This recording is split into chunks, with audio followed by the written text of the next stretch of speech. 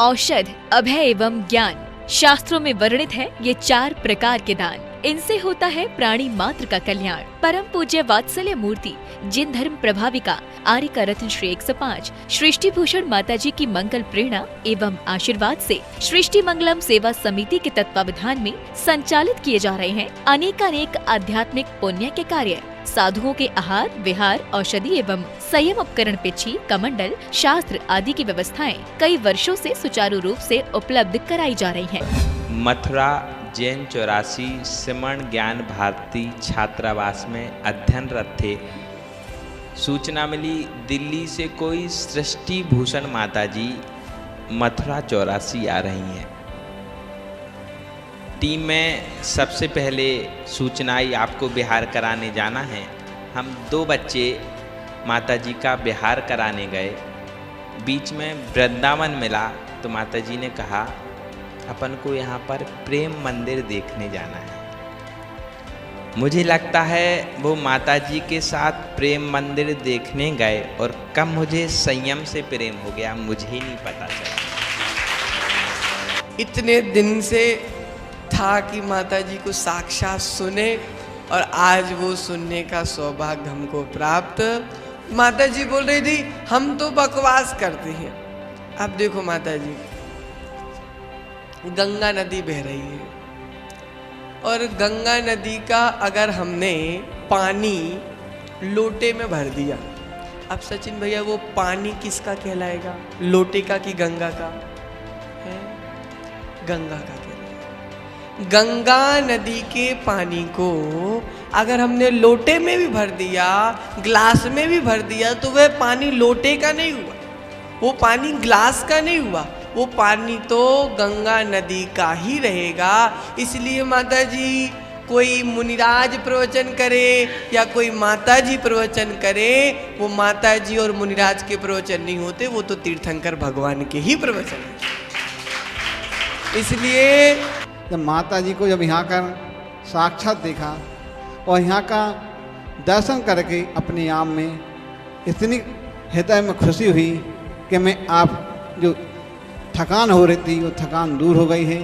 क्योंकि कहते हैं कि पत्थर हो चाहे ककरीले हो, जहाँ देव शास्त्र की भगवान के चरण मिल जाते हैं अपने यहाँ थकान दूर हो जाते हैं। कि सृष्टि भूषण माता जी का यहाँ आहारचर्या चलती है। शुद्ध भोजन करना था, मैं एक बार गया और वहाँ बड़ी अच्छी तरह से उन्होंने हमें आहार भोजन करवाए। तो इस प्रकार से ऐसा जो आपका कार्यक्रम चल रहा है पूरे देश में वो एक अनूठा है और आपके जितने भी कार्य हैं बहुत अच्छे सुचारू रूप से चल रहे हैं। इसी भावना के तहत और आगे भी इसी तरह चलते रहें, भगवान से मेरी यही प्रार्थना है। साथ ही सामाजिक सेवा के कार्य जैसे बच्चों की शिक्षा, गरीब परिवारों को आर्थिक सहयोग, रोगियों का उपचार एवं वृद्ध असहाय लोगों को आश्रय दिया जाता है। गौ संरक्षण एवं संवर्धन हेतु भी गौशालाओं के निर्माण एवं विभिन्न स्थानों पर संचालित गौशालाओं को आर्थिक मदद पहुंचाना, चारा आदि की व्यवस्था प्रदान कराना, दुर्घटनाग्रस्त गौवंश का उपचार कराना आदि कार्य भी किए जाते हैं। तो फिर देर न करें, आज ही इन महापुण्य के कार्यों से जुड़कर पुण्य लाभ कमाएं। 1 लाख से अधिक राशि प्रदान कर आप समिति में संरक्षक आदि पद प्राप्त कर सकते हैं। साथ ही अन्य छोटी राशि दान करके भी पुण्यार्जन कर सकते हैं। आप अपनी दान राशि दिए गए निम्नलिखित बैंक खाता में जमा करवा सकते हैं। बैंक विवरण: खाता नाम Srishti Mangalam Seva Samiti, bank Punjab national bank, account number 021-2001-177-277, IFSC code PONB 0021200, खाता नाम Srishti Mangalam Seva Samiti, bank of Baroda, branch Shri Mahavir ji, account number 011-901-000-32429, IFSC code BARBO SHRIMA। अधिक जानकारी एवं आपके द्वारा दी गई सहयोग राशि के रिसिप्ट प्राप्त करने हेतु संपर्क सूत्र 9376571003, 9376571001। सृष्टि मंगलम सेवा समिति से जुड़ने वाले सदस्यों का नाम एवं फोटो जिनवाड़ी चैनल पर प्रसारित किया जाएगा।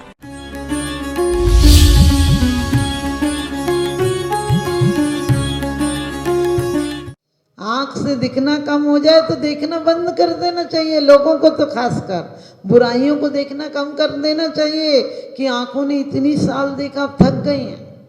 लेकिन आप हो कि बुराइयां तो अंधे से अंधे को भी दिखाई दे जाती हैं, गलत सोच हर कोई के अंदर बैठ जाती है।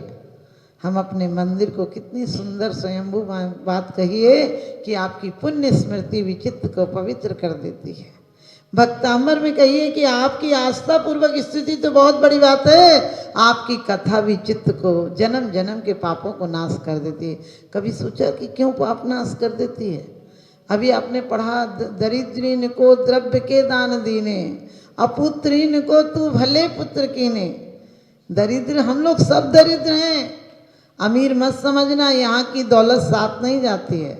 इस धरा का इस धरा पर सब धरा रह जाएगा, और यीशु अवसर खो दिया तो बाद में पछताएगा कि वास्तव में हमें बहुत दुख होगा। आखिरी में इतना कमाए तो और कुछ साथ नहीं जाएगा। जिन बच्चों की लंबी उम्र की कामनाएं मंदिरों में जाके की थी, वही लास्ट में डॉक्टर से पूछेंगे, डॉक्टर साहब कितना समय और लगेगा? सच बताना, उस समय तुम अपने आप को रख पाओगे क्या? आप लोगों की वो पावन धरा है जहां से एक नहीं 18 साधुओं ने, एक ऐसी तपस्थली रही होगी, ये निश्चित रूप से सिद्धवरकूट के नजदीक है, ये सिद्धों की भूमि रही होगी, ताकि यहाँ आज भी सिद्ध बनने वाले साधुओं का जन्म हो रहा। सिद्धों की श्रेणी में आने वाला जिनका नाम है, जग के उन सब मुनिराजों को मेरा नम्र प्रणाम है। ये मत सोचना कि वो माता जी हैं, महाराज जी, आत्मा कोई पर्याय से नहीं रहती है। आप भी इसी पर्याय में सनावद में पैदा हुए हो, बहुत खुश मत होना, लेकिन आपके यहाँ ऐसे गौरवशाली व्यक्तित्व प्रकट हुए हैं, आपके बीच में से ऐसे परम पुरुष पैदा हुए हैं जिन्होंने दुनिया में एक अपने, कहते हैं, चारित्र के मामले में छाप छोड़ी है। लेकिन आप लोगों को यही कहूंगी, जब भी कभी कोई साधु आए, जब तलक है जिंदगी फुर्सत ना होगी काम से, जब तलक है जिंदगी फुर्सत ना होगी काम से, समय कुछ ऐसा निकालो प्रेम हो भगवान से। घर के काम तुरंत चलेंगे।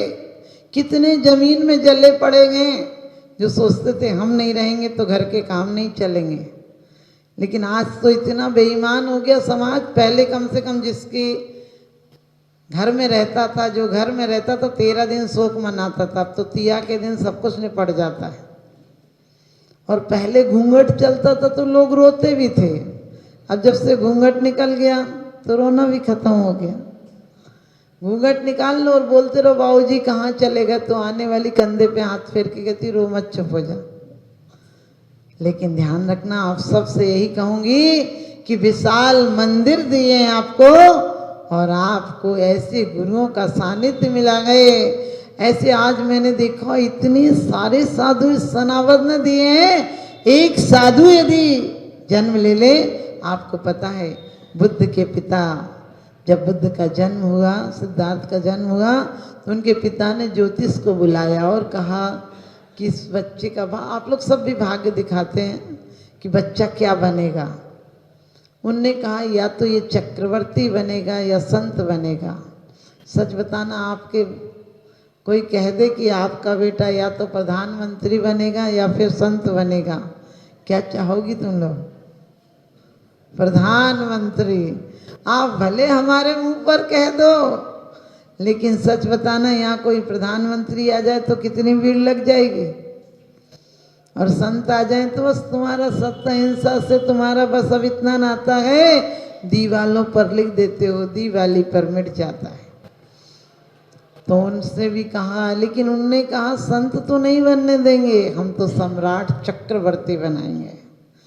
और उसी दिन से इतना इंतजाम था, इतना इंतजाम था। लेकिन जब वो सिर्फ 3 दिन के हुए तो कहीं से 2 संत आए और उनके दर्शन किए।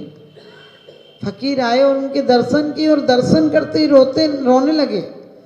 बुद्ध के पिता ने कहा आप रोने क्यों लगे, बच्चे के अंदर कोई अशुभ लक्षण है क्या? कहने हम कब से सोच रहे थे ऐसी आत्मा कब प्रकट होगी, धरती पर ऐसी परम आत्मा कब आएगी। लेकिन हमें खुशी इस बात की, हम इतने हिमालय से चल के आए हैं कि आज वो आई है तो कम से कम उसके चरण छू लें। लेकिन जब वो बोलेगी तब तक हम जिंदा नहीं रहेंगे, इसलिए हम रो रहे हैं। आप लोग भी ध्यान रखना, बुद्ध के पिता ने जैसा कहा था किया उन्होंने। कोई पतझड़ नहीं होने दी, फूल मुरझाने के पहले तोड़ लिए जाते थे। कोई बूढ़ों को नौकरी पर नहीं रखा गया, वृद्धों को नहीं, मृतकों को नहीं दिखाया गया। लेकिन एक बार वो बसंत उत्सव के लिए जा रहे थे और उन्होंने एक बूढ़े को देखा, कहने लगे ये क्या नाटक कर रहा है। सेनापति ने कहा कैसे कह दूं, इजाज़त नहीं है। लेकिन बूढ़ा हो गया। बोले बूढ़ा क्या होता है? बोले आप जैसी युवा के बाद कुछ दिन बाद यही अवस्था आती है। उन्होंने कहा ये अवस्था आती तो मैं हो गया, लौटा दो रथ। फिर किसी अर्थी को देखा, कहने लगे ये लोग क्या चीज़ ले जा रहे हैं? उन्होंने कहा मर गया। बोले क्या होता है मरने के बाद? बोले आखिरी में देह तो होती है, कुछ नहीं कर पाते, वो यही समय होता है। तो कहने लगे हम भी मर जाएंगे। बोले कैसे कहूँ, अब बात नहीं है, लेकिन सब मर जाते हैं। तो बुद्ध ने कहा मर गए हम, लौटा दो। आप समझ गए? आप लोग इतनी घटनाएं देखते हो, कभी विचार आता है कि नहीं अब लौट चलो, शाम हो गई, अपने घर को चलो। शाम हो गई, आप लोग परिवार में रहे। परिवार में रहना कोई दिक्कत की बात नहीं है, क्योंकि परिवार अपने आप में कहता परिवार जो चारों ओर से बाहर करे वो परिवार। गृहस्थी जो एक बार ग्रस ले फिर जहाँ से अस्थियाँ निकलती हैं उसे कहते हैं गृहस्थी। लोग कहते हैं माता जी हम तो इकट्ठे ही निकलेंगे। हमने कहा इकट्ठा कोई निकला है क्या आज तक? अरे बड़ी बेइज्जती से आएंगे पूरे लोग निकालने के लिए, बांध बांध के निकालेंगे, कहीं तुम लग कर वापस नहीं निकल जाओ। लेकिन धन्य है वो गुरुदेव जो कि 12 बच्चों के बाद एक जीवित थे, लेकिन कहते हैं कि 100 नारी 100 सुत को जनती रहती, 100 ठोर तुमसे सुत को जनने वाली जननी महती। क्या कहो? आपने वर्धमान वर्धमान की आवश्यकता है। ऐसे वर्धमान सागर जी महाराज जी के जन्म से ये धरती पावन हो गई। और इस धरती से आपको पता धन तो सबके पास होता है, लेकिन दर्शन सागर जी है ना जिनने, दर्शित सागर जी है ना जिनने भवन बनवाया। देशना है कि दर्शना है? हाँ, लेकिन ध्यान रखना हम सब महावीर की देशना सुनते हैं, लेकिन धन्य है वो देशना श्री माता जी हो गई जो जिन्होंने देशना को सुनकर वास्तव में अपने धन को सही जिनवाणी की यात्रा में निकाल दिया। आप लोगों की तालियां ऐसी बजती हैं, अच्छे कामों को भी तालियां, क्योंकि इस धरा पर सब धरा रह जाएगा। और ये सुअवसर खो दिया तो बाद में पछताएगा। वास्तव में अपने जीवन धन को भी सफल बनाना, नहीं तो जीवन भर आदमी करता है धन धन धन धन धन और एक दिन हो जाता है निधन। मुर्दे के भी ऊपर रुपए फेंके जाते हैं कि तू जिंदगी भर रुपयों के लिए दौड़ा, आज हिम्मत हो तो 1 रुपया उठा के दिखा। आपको पता है जब भी कोई मरता है तो ये नहीं कहते हो कि 5 करोड़ सत्य हैं, 2 मकान सत्य हैं, 5 बेटे सत्य हैं। सब लोग यही बोलते हैं अरिहंत नाम सत्य और सत्य बोले गत्थे। हमने कहा 2 घंटा पहले सुनाया होता बेचारे को अरिहंत नाम सत्य और सत्य बोले गत्थे। बताओ ने भगवानों के नाम कितनी गलत जगह लगा दिए। जब कोई मर जाता बोले आज वो भगवान के प्यारे हो गए। हमने कहा भगवान की पसंद इतनी खराब है क्या? जो सब लोग यहाँ रिजेक्ट कर देते वो सिलेक्ट कर लेगा। मरते टाइम तुम लोग ले जाते हो बिल्कुल वेंटिलेटर से उठा के बोले समाधि करा दो, समाधि। हमने कहा काहे की समाधि? अबे बुढ़ा मरने वाला होगा, सुनाई पड़ता नहीं, दिखता है नहीं, बसता है नहीं, चलता है नहीं, अब क्या सुनेगा? इसलिए जब लो न रोग जराग है तब लो झटत निजित करो, क्योंकि ये बेवफा है। यदि लब भी मानता नहीं कम वक्त ना समझे ने जानता नहीं। आप सब समझदार हैं, क्योंकि आपने भी उन्हीं घाटों का पानी पिया है जिन घाटों का पानी पीकर इतने संत और आरिका हो गए। और वर्धमान सागर जी का मुझे भी महावीर जी में बहुत वात्सल्य मिला। जब माता जी का मन था आचार्य श्री से दीक्षा लेने की, तो महाराज जी ने हमसे कहा कि ये यहाँ के नियम पालेंगी तो आप लोगों में झगड़ा होगा। हमने कहा नहीं, मन अच्छा होना चाहिए, काहे का झगड़ा होगा। तो हमने बोला कोई बात नहीं महाराज जी, इनका मन है तो आप दीक्षा दे दीजिए।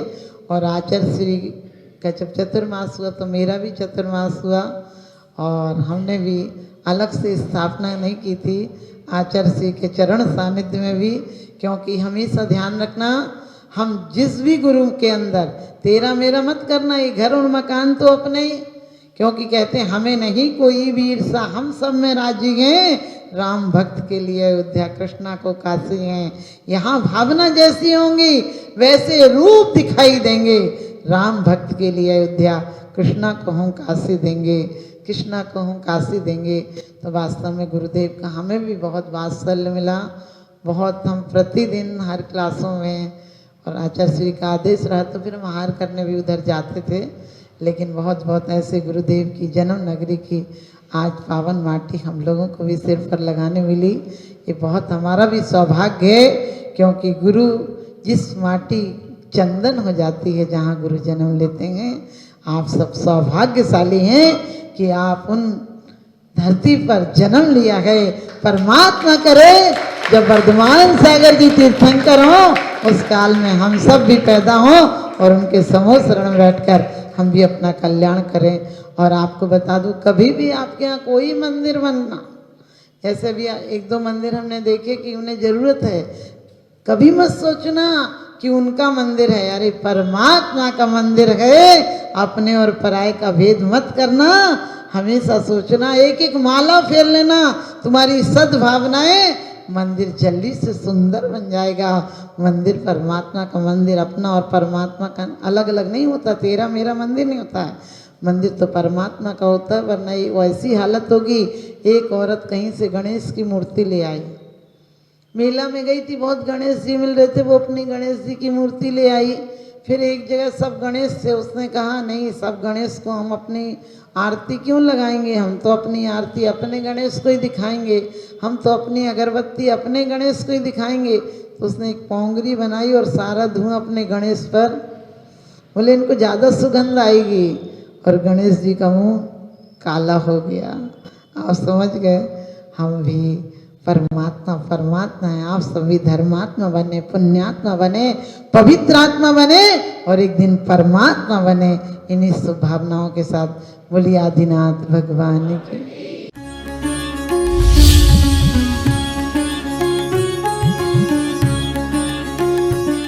कभी आपने सोचा है कि सुबह सुबह का 1 घंटा आपकी पूरी